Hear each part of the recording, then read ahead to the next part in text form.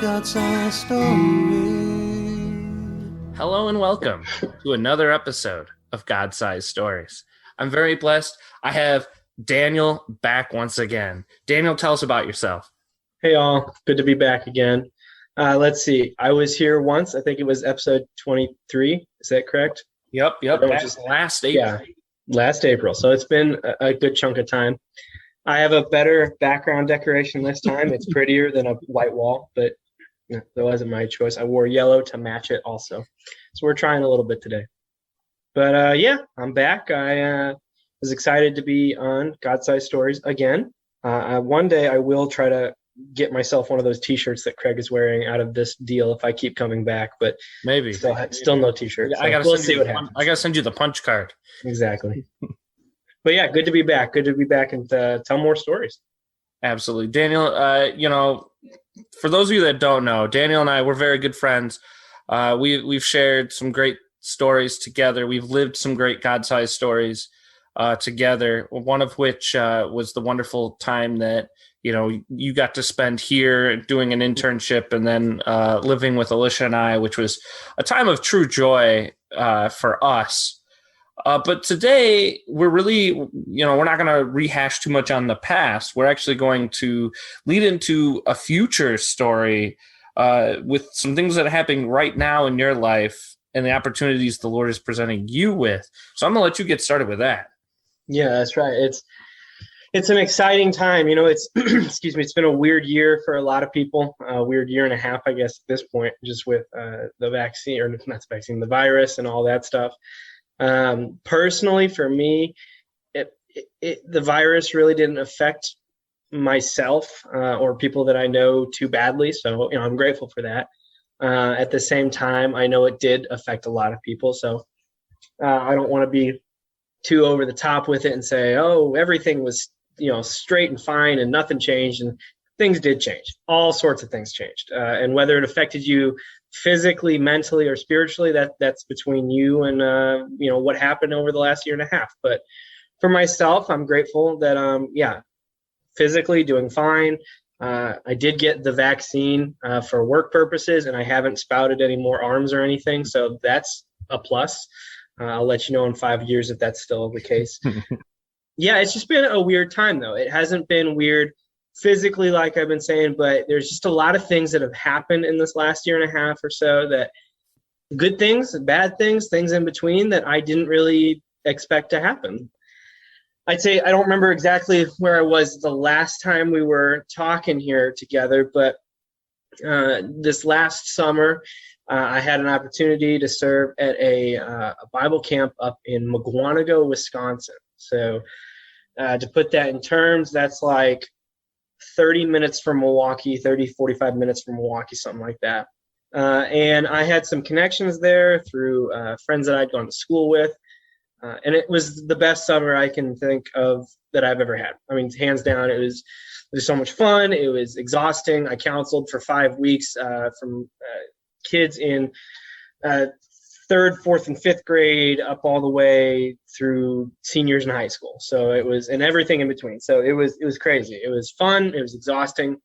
I don't think I've ever had a job that I came on to the off days on feeling so unbelievably tired and just ready to go to bed, but still full of this really weird energy. And that's what this group, that's what this camp gave me last summer, working for them. I knew that towards the end of the summer, I was going to be moving on, trying to find something next in my life. I'm not really sure what I am doing with careers, or if I'm going back to school, or who knows at this point. So I had an opportunity just to move out of Illinois, where I was living, down to South Carolina, the border of South Carolina and Georgia, to live with some family down here. My sister lives here. My brother and his wife also live here as well. So it was kind of just like a transition, find something new, do something different. And, it's been an interesting time. I'm going to be the first person to say that, not that it was the wrong choice, because I don't believe any choices you make there are wrong choices, but there is no choice that is out of God's hands. So Yes. it wasn't the wrong choice to come here, but it had a lot of challenges that I didn't expect. Some were self-inflicted. Others were just things didn't work out the way I envisioned them working out. One of those being opportunities at the camp that I worked at last summer were starting to crop up right before I moved here. And that would be October of 2020 there. So just about 9 or so months ago. And those opportunities that the camp was starting to have would have allowed me to stay on a little bit more, maybe not live there right away, but to be able to go and continually volunteering with weekend groups and parties that they were having coming in throughout the weeks, and just volunteer my time and build a relationship with those people, with that staff, so much so that I would be able to potentially, have a part-time position with them, and then maybe over time grow that into something more. So this was happening, and I'd already signed a lease agreement here in South Carolina, and I didn't want to back out of my word on that. But I was also coming into this situation down here in the South already with a bit of a bitter taste in my mouth, just because an opportunity that I really wanted was there, and I could not grab it because I had already agreed to something else. Excuse me. But anyway, the months went on, things happened, and basically the crux of the story here that I'm really excited to share today, that even in times where I am angry and frustrated, which has been 90% of the time living in the South, one of those reasons being is because it's crazy hot down here. Like, Craig, I know you. I'd like to say that we're about 90% the same person, if not higher. I'm melting here. I think you would be a puddle here. I'd be dead. I'd just be dead. You'd be like precipitation in the wind. You just wouldn't exist. It's so. It's 80. It's like 85 here right now, and I'm dead. Yeah, it's like. I'm not going outside. 90. Yeah, it's 91 here right now with a real feel of like 102. No. So it's just no. Humans aren't meant good for that type of condition. Exactly. So anyway, one of the silly reasons, but other things were happening. I never really was feeling connected here. I did find a good church that I wasn't able to plug into all the way, but I was able to attend on Sundays. That was encouraging, really good music, really good teaching. It was a really big church, though, so I did have a tendency to feel lost in that. Nothing against big churches. I really think big churches do a lot of good. But when you don't know anybody and you're trying to get connected, it's a little harder to go around that route. But as my time here has continued, and through December and January and February, I'd found a good job working through the apartment company that I lived in, actually. So my commute was 30 seconds across the parking lot, which was great. And just filling my time with work and then hanging out with the family during the week. There's a minor league baseball stadium right next to my apartment complex, so we go there all the time when they have games. It's really fun time, but still, there's something that was missing. Something that I knew the opportunity over in Wisconsin was maybe not quite like there anymore, but the ability to volunteer, the ability to go and grow my relationship was always there, and I just couldn't do that because I was all the way over here now. To put it in perspective, driving back and forth, it's like 17 hours from here to there. So it's, you can't just do that on a quick weekend, which is tough. But recently, some windows were starting to open. One of the guys that I got really close to, one of the camp directors, knew that I really wanted to invest into their group if I could. So much so to the point where if they had like an internship position or if they had a part-time job, whatever it may be, like I told them, keep me in the loop. Let me know if you guys are doing something like that. So there's a couple things here that I need to point out. One, because I worked for the apartment company that I live in, our lease agreement went from a 12-month lease where if I were to give notice that we were leaving, instead of 2 months, I could give basically 2 weeks or so, 30 days, whatever it may be. So a lot shorter time. And when I found out about that, the guy at camp, his name also being Dan, he said, hey, you can come down. We can't pay you right now, but maybe you can get a part-time job here, stay at the camp, and then hopefully as time goes on, we'll build that up. So I was all in. I literally told my sister, hey, go out and find an apartment because I'm going to put our 30 days in like tomorrow. And I got a call the next day from my dad, and he's like, what are you doing? You can't just give her 30 days and say, good luck. That's not how it works. Yeah. And there was arguments, there was conversations. In the end, though, I did realize that, yes, that wouldn't have been right, just to like push her to the side. She had moved her home to come live here with me too. She already had lived down here, but moving is a lot still for anybody. And over time, I was angry, but I slowly understood, yes, it's not good just to do cut and dry and say, see you later, I'm out of here.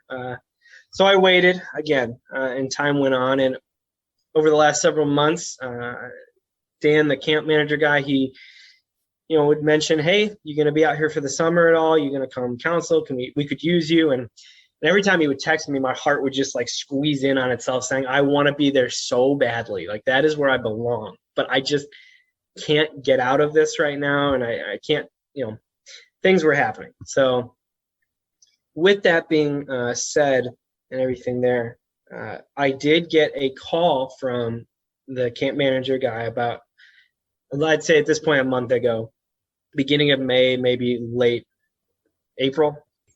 He called me and he said, hey, we have a position for you that we can pay you, that you can live here. Can you be here by the summer, by like mid-June? And I said, hold the phone, let me check. So I looked around, I talked around. One of my big deals here was to be able to make sure that if I were to leave, which I could, and like the apartment name would go into my sister's, back to her name and all that.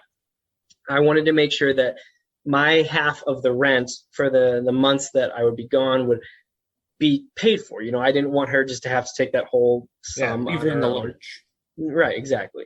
And one of the nice things is once if I were to give my 2 weeks notice working for the company and say that I am leaving, our lease agreement, which when we switched and I started working for the company, went from 12 months to a month-to-month lease. So when we switched and I said, hey, I'm able to give my 2 weeks, it would go back to the original 12-month date.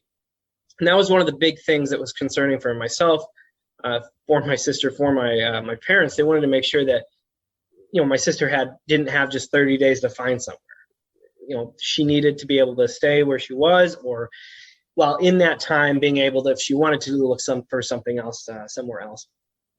So I checked in with the camp again, and I said, hey, I don't make a lot of money. I make enough right now to pay for my half of rent and other things that may come up during the week.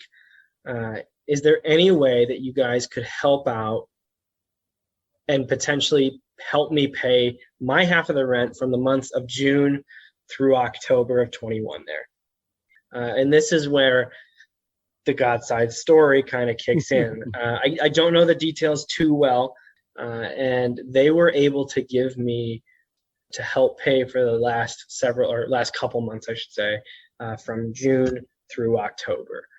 Money that I definitely do not have in my bank account at all.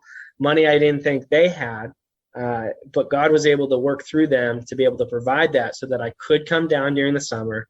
I could be a camp counselor. I could help out in any way I could there. And then this job that they have offered me will begin. It's going to basically begin when I'm there, but it'll officially kick in right after the last set of groups for summer camp. One of my main jobs down there is going to be facilitating weekend volunteers. So, get a hold of people to come down for a weekend, or I guess come up and volunteer in the kitchen area, the athletics area, just volunteer their time to help with groups, men's groups, women's groups, kids groups, whatever it may be. And one of my main roles will be able to help facilitate those people that are coming down to hang out, to volunteer, serve alongside them, making sure that they're comfortable, making sure that if they need help of any way, I can assist them, which is huge because this is a big step for me to be able to jump into something, a career almost essentially, is where I think I'm going to be able to thrive. I'm going to use my skills that I know I've been given to help not only with kids during the summer, but also with groups coming after the summer. Phantom Ranch is a year-long camp area, so we get a lot of church groups, we get a lot of inner city groups, we get a lot of school kids, we get a lot of adults. It's just whatever and whoever wants to come and use the facility.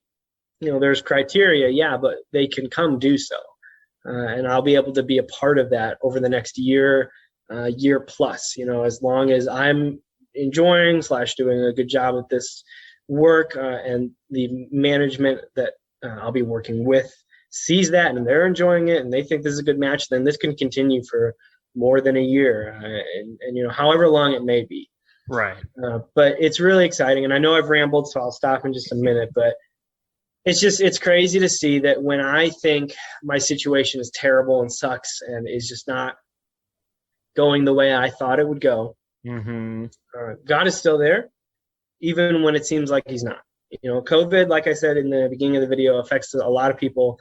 It affected a lot of them mentally, spiritually, physically. For me, I think it was positively in the spiritually side of things. It's just my walk hasn't been where I've wanted it to be. My desire to follow God has been small, and it's been attacked a lot. Yeah. But it's just really cool to see that even through all that, God's still there. God still provides things. He provides a new job in a place where he knows I'll thrive in. He provides funds to be able to help support so that my sister just doesn't have to be like, oh, well, where do I go now?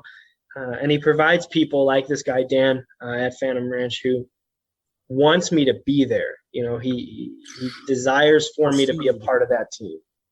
And then another little perk is that I'm only like 40 minutes or so away from Craig and Alicia, which is great because they're some of my favorite people, and I'm excited to be close by them again.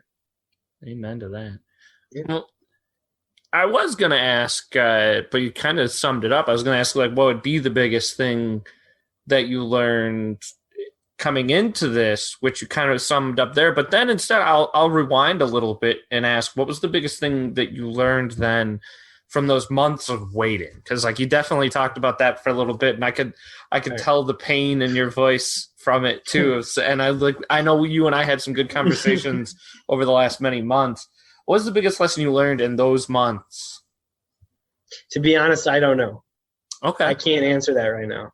Because if I were to answer it, then I honestly, in my heart, I'm thinking I'm going to answer this because my situation is working out the way maybe not when I wanted it to, but the way I do want it to. So to be honest, I'm not 100% sure yet.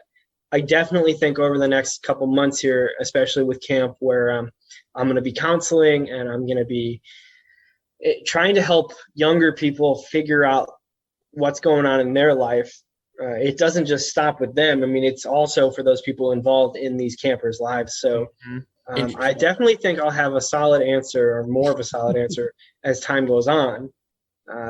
For now, though, I don't want to answer that, because if I were to, it would be the end of it would be like, hey, just hope and everything will work out, because sometimes it doesn't all work out. That's so true. And there's a reason for that, and there's a good reason for that. But for now, we're just gonna wait, and I'm gonna pray, I'm gonna hope, and I'm gonna seek what God had over these last several months, because then hopefully I'll be able to turn that into examples and to stories for those people that I'm going to be able to guide and help and get to know over this next summer. Amen. Well, there's definite wisdom from the Lord in thinking that and wanting to wait on answers. And it's encouraging for me to see that, especially from you and knowing you for a long time. It's getting close to a decade almost. I mean, it's close. We're getting there. It's like to see the growth in that is encouraging to me, especially as someone who was once, a mentor to you as you were a teen, and then to see you mentoring teens in such a way, it's a little tear to my eye kind of thing. But Daniel, thank you so much for so many things. Obviously, for one, just all the comments you and I always share of, friendship and brotherhood, and you really are like a little brother to Alicia and I, which is wonderful, because especially for me, who's never actually had like a brother, like a blood brother, it feels like I do, and it just brings me joy to see you thrive, to see you get opportunities to serve the kingdom. Like as I said, I've known you for a while. I've never seen you happier or more fulfilled in when you have done the camp or talked about the camp. Like the Lord bursts forth through you in that. And it's like, it just makes me so excited because I know that means it's kingdom work getting done. And that's what you want. And I know that's what you've wanted for years, but you don't know how to fully find it. And I'm glad to see you on a healthy path towards it. So thank you for just being obedient to that in the Lord, for being patient, for growing in patience, even when you didn't want to, is always huge. But thank you for once again spending this time here now with me, having this discussion. And I look forward to so many more discussions like this in the future. I look forward to visiting you up there at Phantom Ranch because I love, absolutely, especially because it's Wisconsin, and any excuse to go to Wisconsin, I'm going. So, I know you don't always agree with that, but, for the most part, now you're going to have to because you're going to be. I like certain sections of Wisconsin. There's other places I can pass on. Awesome. Well, Danny, thank you so much for all of that. And audience, as always, thank you so much for listening. I couldn't do this without you. Goodbye.